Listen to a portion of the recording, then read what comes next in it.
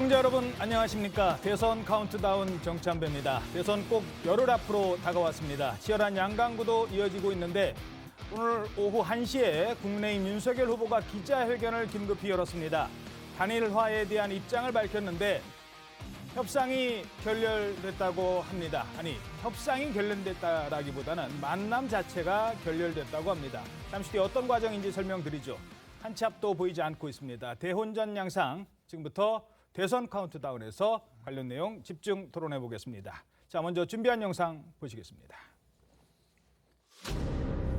오늘 아침 9시 단일화 결렬 통보를 최종적으로 받았습니다. 안 후보와 흉금을 터놓고 얘기를 나누고 싶습니다. 안 후보님의 화답을 기다리겠습니다. 저는 들은 바가 없습니다. 계속 립 서비스만 그렇게 계속 하시는 것은 정치 도의상으로도 맞지 않고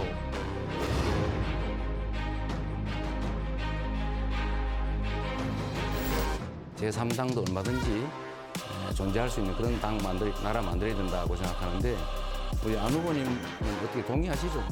거대 양당이 아니라 정말 다당제가 가능한, 그래서 민심의 구조 그대로 국회 의석이 가능한.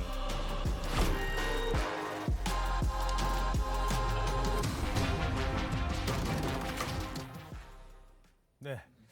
자, 윤석열, 안철수 두 후보 간의 단일화 이제 물 건너 간 걸까요? 선거 일정을 중단했던 윤석열 후보 다시 지금 포항으로 내려가고 있습니다. 긴급 기자회견을 했지만 크게 달라진 게 없는 것 같습니다. 그동안의 상황을 좀 시간 관계상, 그러니까 어제 2시부터 4시까지 양측의 대리인이 만났고 또 오늘 새벽까지, 그러니까 장제원 의원과 이태규 의원이 지금 만났다는 거잖아요. 그래서 어떻게 됐습니까, 그때?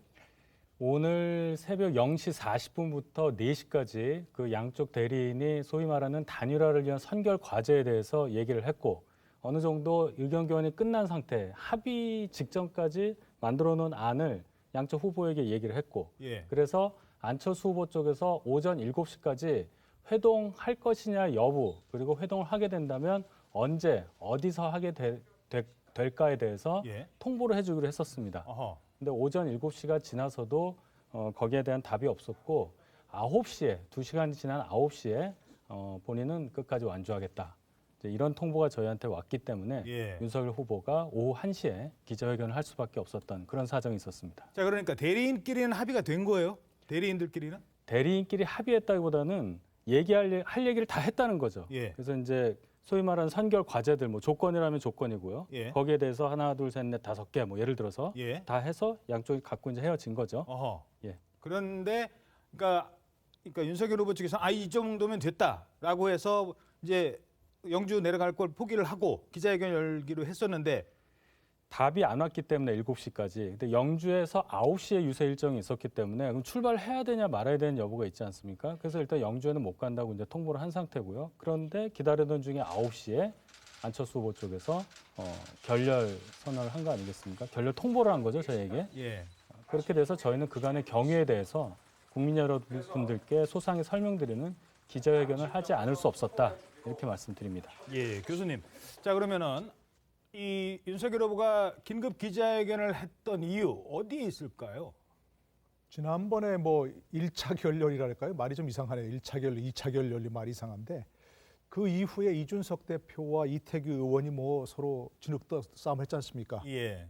누가 잘못했느니, 누가 그런 얘기 했느니 말했느니 하면서 사실은 그 정치 도의상 해서는 안 될 얘기들이 굉장히 많이 나왔습니다. 근데 지금 이와 같은 말씀하신 게 이제 그 경과가 사실이라면 또 만약에 이게 어그러졌다면 또 그런 장면이 되풀이되겠죠. 아하. 장제원 의원과 이태규 의원이 나서가지고 네가 이런 말 했느니 안 했느니 볼성사 나온 장면이 또 되풀이될 가능성이 높습니다. 그러니까 지금 후보가 나서서 정리할 수밖에 없는 상황이었죠. 예. 단일화가 결렬되었든 아니면 윤 후보의 마지막 말처럼 화답을 기다리는 상황이든 간에 어쨌든 단일화 무산을 전제로 해서 책임론이니 또 이런 공방이 벌어지는 걸 막기 위해서 후보가 나서서 이건 확실하게 이러이러한 상황이었다는 걸 정리할 수밖에 없는 상황이었다고 생각합니다. 예. 자, 그런데 단일화 협상 과정을 보는 윤 후보와 안 후보의 입장이 조금 다른 것 같습니다. 안철수 후보가 오늘 기자를 만났는데요. 이 휴대전화가 아주 뜨거워졌다고 합니다. 들어보시죠. 최종 합의를 이루어서 저와 안 후보에게 보고가 됐습니다. 오늘 아침 9시 단일화 결렬 통보를 최종적으로 받았습니다. 철저하게 무시를 당했습니다. 계속 여러 가지 전화 폭탄, 문자 폭탄이 오고 있습니다. 한번 만져보세요. 얼마나 뜨거운지. 네, 휴대전화가 뜨거워질 정도로 문자 폭탄을 받았다라는 걸 얘기를 했는데 저 문자 폭탄 배 소장님은 어떻게 해석하십니까? 아니 그 내용은 뭐 뻔하지 않겠습니까? 윤석열 후보 지지층 그리고 국민의힘 지지층 보수 진영에서는 정권 교체가 제일 중요하거든요. 그런데 이제 단일화가 물 건너가게 되면 그만큼 정권 교체 경쟁력, 파괴력이 약화될 수밖에 없으니까 안철수 후보의 전화번호가 어떤 식으로 뭐 공개가 된 것 같아요. 그 공개 과정도 지금 상당히 또 논란이 되고 있는데 그러다 보니까 문자를 보내겠죠. 빨리 단일화 응해라. 정권 교체 안 하면 못하면 당신 책임이다. 그러다 보니까 안철수 후보로서는 지금 전화기가 뜨거워져 있는 상황이고, 근데 안 후보나 국민의당 지지층에서는 이런 문자가 온다는 걸 상당히 불쾌할 수가 있는 거죠. 그만큼 단일화가 명분 싸움이 돼야 되거든요. 예. 정권 교체가 왜 필요하냐? 그 과정에서 단일화를 왜 해야 되냐는데 지금 이준석 국민의힘 대표부터 시작을 해서 계속해서 감정 싸움이 되고 있거든요. 이러면 단일화의 시너지 효과는 점점 거의 지금 이제 결렬이 뭐 굳어진다면 거의 사라진다고 봐야 되는 거죠. 자, 그러면 어제 뭐 그저께 그 토론회 때까지만 해도 단일화 안 하겠다라고 했는데 갑자기 단일화 하겠다고 하려면 그만큼 안철수 후보한테 뭔가 명분이 될 만한 게 있어야 된다.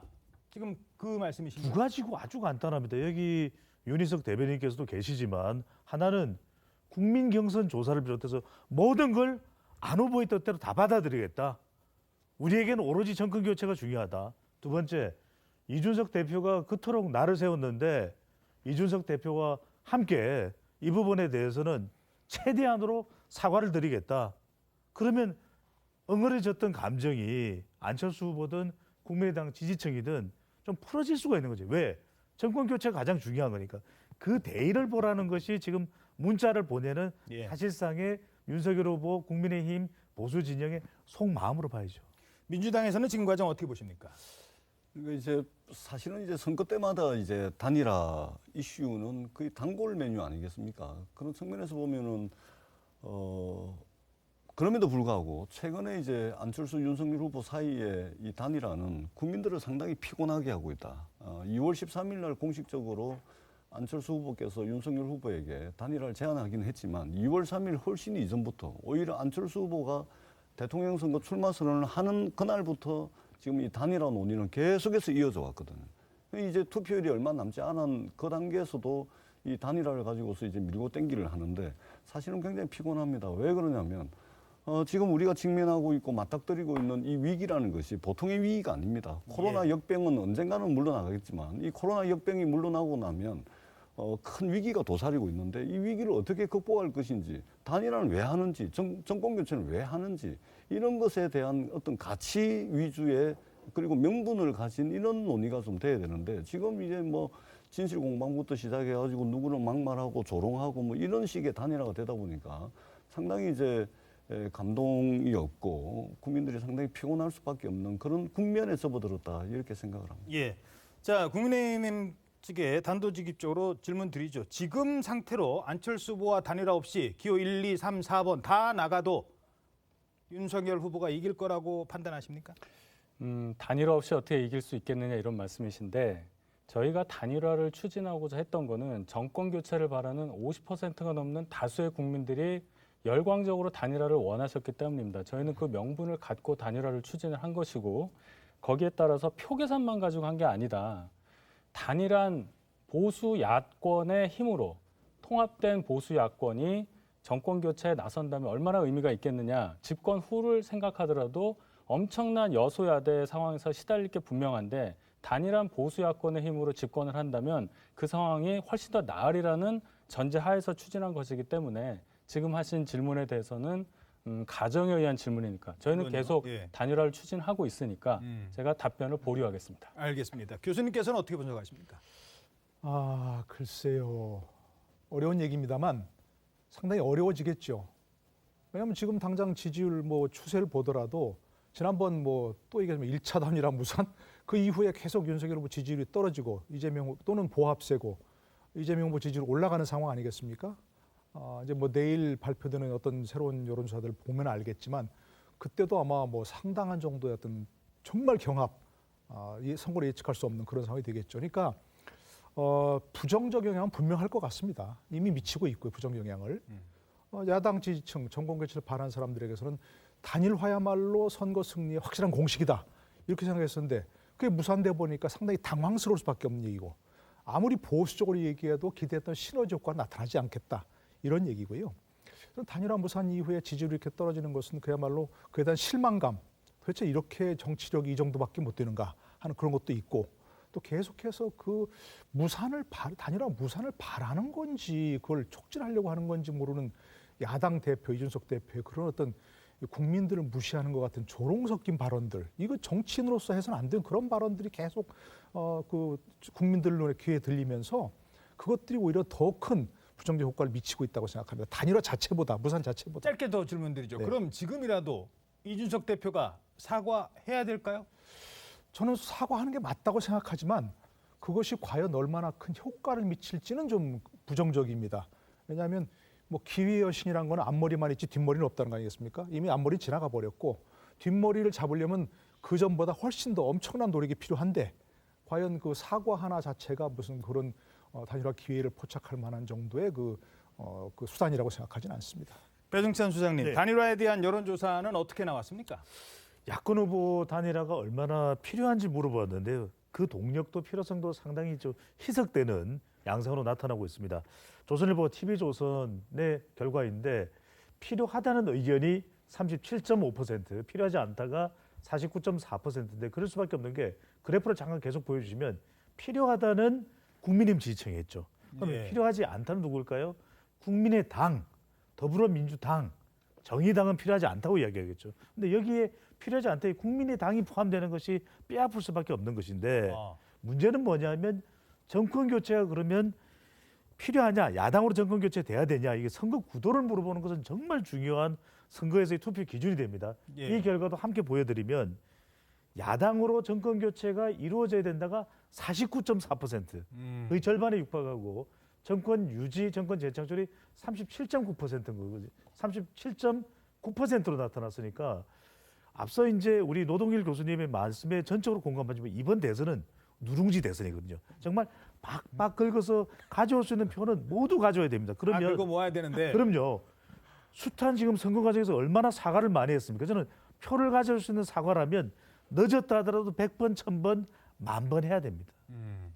자, 누룽지 대선이라고 했는데 자 민주당에서도 지금 이 단일화 결렬을 또 하나의 어떤 뭐 기회로 본다고 할까요? 이런 여론도 있습니다. 뭐냐? 안철수 후보에게 지금 공을 들이고 있다라는 분석이 나옵니다. 당장 지금 민주당 지도부가 오늘 저녁에 의총을 열고 헌법 개정, 선거제도 개혁, 그러니까 뭐 여러 가지인데 다당제를 보장하는 뭐 이런 것을 안철수 후보에게 제안하는 것 아니냐는 전망이 있는데 일단 의총 열립니까? 예, 오늘 저녁 8시에 의총이 예정이 돼 있습니다. 예. 그래서 이 의총에서는 엊그제 이제 전 국민들이 지켜보는 과정에서 대선 후보 토론회가 있었습니다. 그리고 그 토론회의 가장 중요한 주제 중에 하나가 바로 이 정치를 좀 교체해야 되겠다. 그러니까 우리 국민들께서 정말 이게 지긋지긋할 정도로 대한민국 정치가 왜 이러냐. 정말 지긋지긋하게 대한민국 정치 안 변한다, 안 바뀐다. 이런 이제 분노와 한탄이 있습니다. 그리고 이 분노와 한탄의 근저에는 87년 체제 이후로 지금 거대 양당 체제, 모든 그것이 국민에게 유리한, 국민에게 이로운 정책이든 또는 나라의 이로운 정책이든 이 모든 정책들이 정말로 전부 정쟁이 돼버리는, 정쟁을 무한 반복하고 있고 그리고 극단적인 정쟁으로 치닫고 있는 이 양당 체제를 반드시 혁파하지 않으면은 대한민국 정치 미래가 없다. 그래서 다당제가 가능케 하는 그런 이제 입법적인 뒷받침을 오늘 의원총회를 통해서 당론으로 결정을 할 겁니다. 그래서 이것은 안철수 후보에게만 해당되는 것이 아니고 심상정, 김동연 나와 있는 모든 후보들에게 다 포함이 되는 것이고 이것은 87년 체제 이후에 근 40년 동안 지속돼 왔던 이 체제 도저히 미래를 보장할 수 없는 이 체제를 극복하자 그런 차원에서 오늘 의총을 통해서 당론으로 정할 겁니다. 예, 자 국민의힘에서는 지금 이 상황 어떻게 보십니까? 이 얘기는 그 선거 공학에 근거한 그냥 전술이라고 봐요. 이게 진정성을 담보하려면 적어도 제1야당 110석 가까운 의석을 갖고 있는 저희에게도 제안을 하셔야 됩니다. 지금 말씀하실 때 저희 당은 쏙 빼놓고 말씀하셨잖아요. 그 얘기 자체가 그럼 양당 체제라는 거예요. 그렇지 않습니까? 저희에게도 진정성을 갖고 제의를 했을 때 진정한 정치 개혁이 이루어지고 정치 교체가 이루어지는 거지. 선거 열을 남겨놓고 이런 얘기 한다는 것. 180석 준 20대 총선 이후로 2년이 지났는데 그동안 그럼 뭐 했습니까? 문재인, 노무현 대통령 다 이 공약 갖고 당선되시지 않으셨습니까? 그러니까 여기에 대한 진정성을 꼭 보여주십사 이런 부탁을 드립니다. 반론계 예. 있습니다. 뭐 인정합니다. 예, 인정하고요. 이것은 민주당이 지난번 이제 비례위성정당 이것도 이제 국민들께 사과를 했고 그러나 이 국민의힘도 마찬가지로 이 부분에 대해서 그냥 비판할 것이 아니고 다 문제의식을 느끼고 있는 거 아니겠습니까? 당장 민주당이 선거를 그 10일 남겨놓고 이렇게 하니까 이게 정치공학적으로 펴오기 위해서 그런 거 아니냐. 그렇게 국민들께서 오해를 하실 수도 있습니다. 그러나 우리가 지난한 역사 과정을 보게 되면 어떤 역사의 진전, 어떤 역사의 진보, 역사의 발전 이런 것들이 생각지도 못한 곳에서 예상치도 못한 곳에서 아주 사소한 일로 한 발짝 떼게 되는 경우들을 우리는 많이 봐왔습니다. 진정성을 가지고 그래서 이번에 당론으로 하겠다. 이렇게 말씀을 드리고 국민들께 진정성이 있도록 오늘 의원총회 과정에서 확실하게 입법적인 뒷받침을 하겠다. 이 말씀을 드리겠습니다. 예.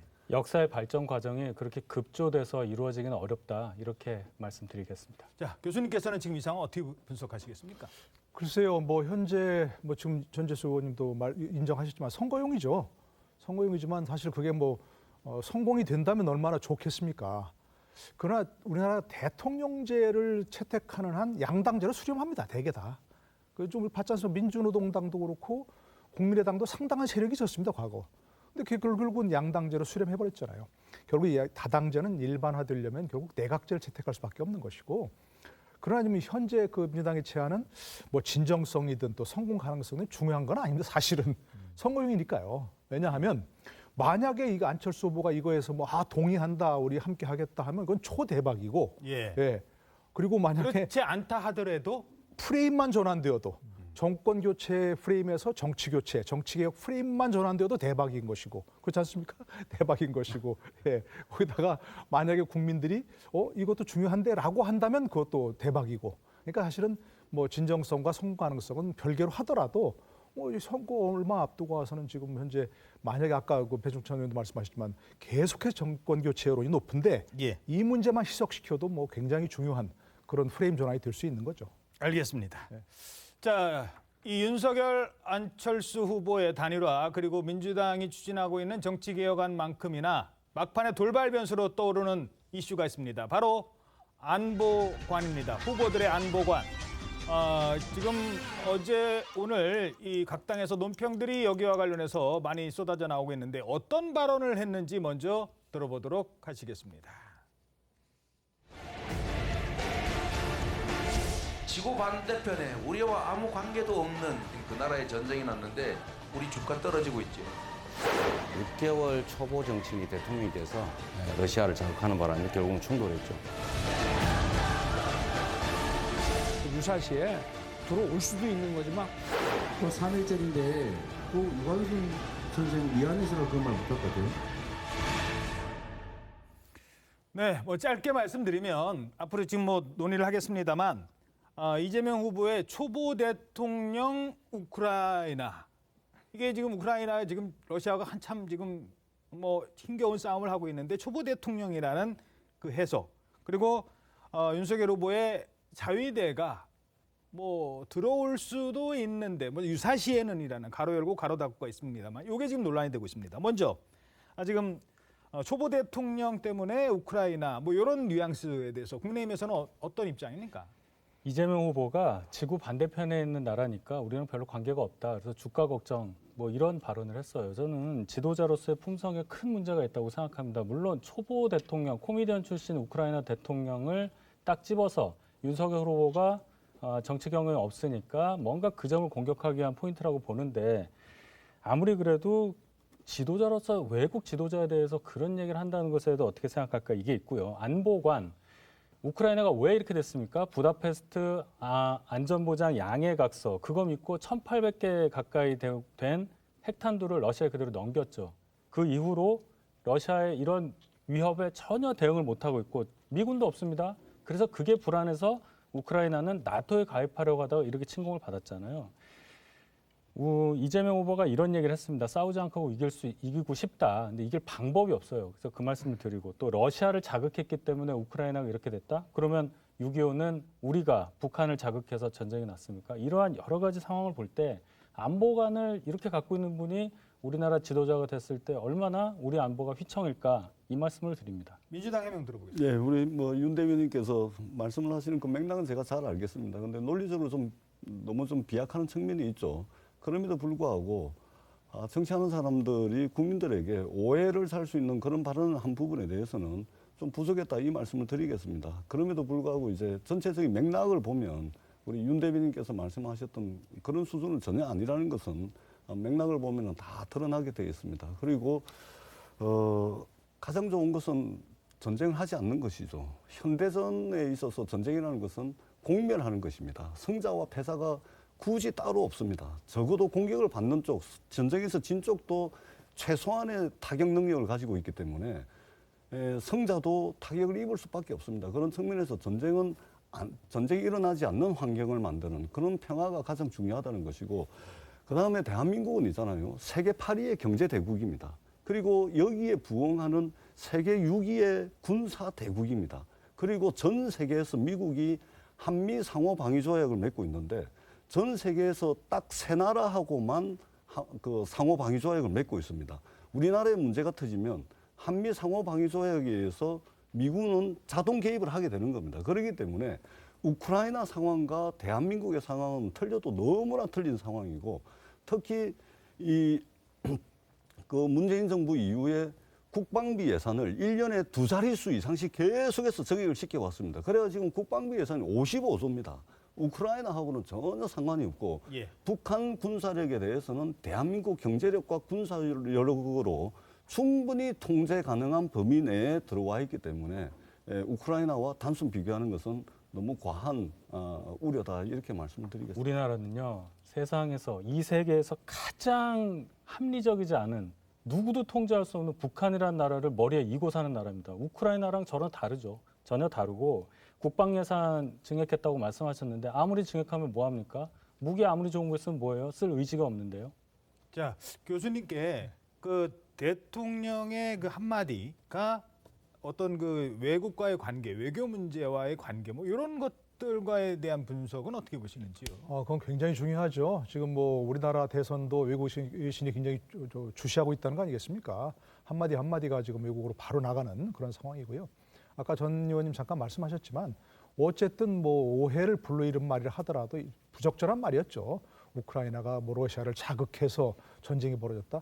어떤 명분으로든지 다 자국을 침략하는 건 안 되는 거죠. 침략자를 규탄해야 되는 것이고 그게 모든 국제사회의 공통된 규범 아니겠습니까? 공통된 인식인 것이고 어쨌든 그런 면에서는 누구도 어떤 후보든 간에 그 점에 대해서는 확실한 공통된 인식이 있어야 된다 생각합니다. 다시 한번 짧게만 말씀드리면 러시아의 우크라이나에 대한 침략은 명백한 국제법 위반입니다. 유엔 헌장 정신 위반입니다. 어떠한 경우에도 무력 침략은 용인될 수 없다. 그리고 국제 제재가 러시아에 가해지게 될 텐데 대한민국 정부가 이 국제 제재에 참여해서 강력한 응징에 함께하겠다 이 말씀을 드리도록 하겠습니다. 자, 이번에는 지금 이제 민주당에서 공세를 펼치고 있는 게 아까 이제 TV 토론에서 자위대가 그러면 한반도에 들어올 수 있느냐에 대해서 윤석열 후보가 좀 애매하게 대답을 한 부분에 대해서 공세 그거 설명 좀 해주시죠. 저도 아마 조곤조곤 앉아서 충분한 시간을 가지고 윤석열 후보가 말씀을 하셨다면 이렇게 오해를 불러일으킬 만한 것은 꼭 아니라고는 저는 봅니다. 왜냐하면 이 문제가 워낙 중요한 문제이기 때문에. 그다음에 이전에 이명박 정부나 박근혜 정부에서도 유사시는 물론이고 전쟁 시에도 일본 군대가 한반도에 진입하는 것을 인정을 한 적이 없습니다. 보수 정권도. 하다못해 이승만 정부 6.25 전쟁 때도 일본군이 말하자면 우리나라에 들어오는 것을 이승만 정부에도 인정을 안 했습니다. 이렇게 어마어마한 발언을 윤석열 후보가 했겠냐, 이제 이런 건데, 제가 조금 전에도 말씀드렸지만, 조금 전에 들어보셔서 아시겠지만, 유사시에 일본군이 한반도에 진입할 수 있다, 들어올 수 있다라는 뉘앙스로 이제 말씀을 하신 것은 분명하지 않습니까? 근데 권영세 법무장께서 법적 처벌을 하겠다, 고발하겠다 지금 이러시거든요. 그것도 너무 과도한 좀 비판이다. 이거는 보수 정부에서도 단 한 번도 언급하지 않았던 그런 내용이기 때문에 이것은 논란의 여지가 없습니다. 이재명 후보가 우크라이나 그것에 대해서 이제 사과 비슷한 이제 이 입장을 발표를 했는데 윤석열 후보도 마땅히 그런 입장을 취하는 게 맞겠죠. 문제가 터졌을 때는 그 문제를 대하는 후보의 자세와 태도도 국민들이 굉장히 중요하게 보고 있다. 이 말씀을 드리도록 하겠습니다. 예. 그 전재수 의원께서 저렇게 말씀해 주셔서 감사하긴 한데요. 과한 민주당의 공격이 있기 때문에 저희가 법적 조치 얘기를 하는 겁니다. 심상정 후보가 그 자꾸 질문을 한 거예요. 한미일 군사 동맹을 하면 유사시에 한반도에 일본이 개입하도록 허용하는 거 아니냐 이렇게 질문을 하니까 그걸 전제로 한 것이 아니라고 분명히 윤석열 후보가 얘기했습니다. 말씀하셨듯이 뭐 제 얘기를 대변해서 감사한데요. 설령 한미일 동맹을 하더라도 한반도 유사시에 일본이 한반도에 절대 들어와서는 안 된다는 것이 윤석열 후보의 의지입니다. 그러니까 그거를 후보께서 이재명 후보는 말씀을 드렸잖아요. 언론에서 비판을 하니까 입장문을 냈지 않습니까? 발언에 오해가 있다. 그러니까 저는 이 한 건이 아니고 윤석열 후보가 매번 그렇습니다.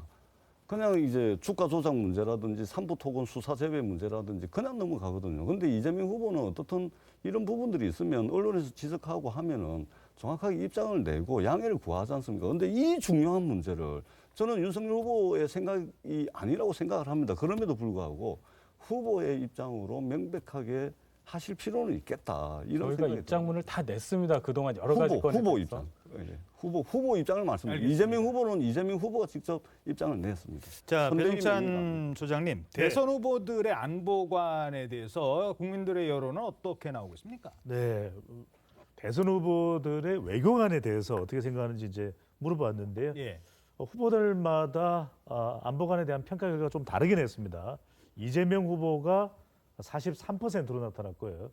그다음에 윤석열 후보가 31%, 심상정 후보가 1%, 안철수 후보가 10%. 근데 외교 안보 분야에 대해서 질문을 할 때 국민들이 이걸 잘 알까, 잘 모를 가능성이 상당히 높아요. 그러다 보니까 어떤 현안인지에 대해서 구체성은 떨어지고 잘 모르는 거죠. 그러니까 외교 안보 그러니까 좀 경험이 많아 보이는 사람 쪽에 힘을 실어줄 가능성이 있는데 여기서 우리가 좀 주의를 기울여야 될 부분은 이런 선거 국면에서 전쟁을 이야기하고 평화로 이렇게 프레임으로 나눠버리게 되면 전쟁보다는 우크라이나 지금 사태도 터지는 걸 보면서 사람들은 평화를 원하죠. 그러니까 이게 이번 대선이 지나칠 정도로 프레임 전쟁이에요. 그러니까 이재명 게이트다, 윤석열. 근데 사실 우리가 좀 더 합리적으로 생각을 해보면 외교 안보는 중간도 있을 수가 있거든요. 그렇죠. 아니면 중간이 아니라 이번에는 살짝 미국 쪽 신경을 더 많이 쓰면서 경제적으로는 중국을 살짝 신경 쓰는 게 더 우리에겐 이익일 수가 있는 겁니다. 그런데 이걸 정말 완전히 편가르기식으로 이렇게 접근을 해버리면은 국민들도 쪼개질 수밖에 없는 거예요. 그러니까 지금 나오는 여론조사 결과를 보면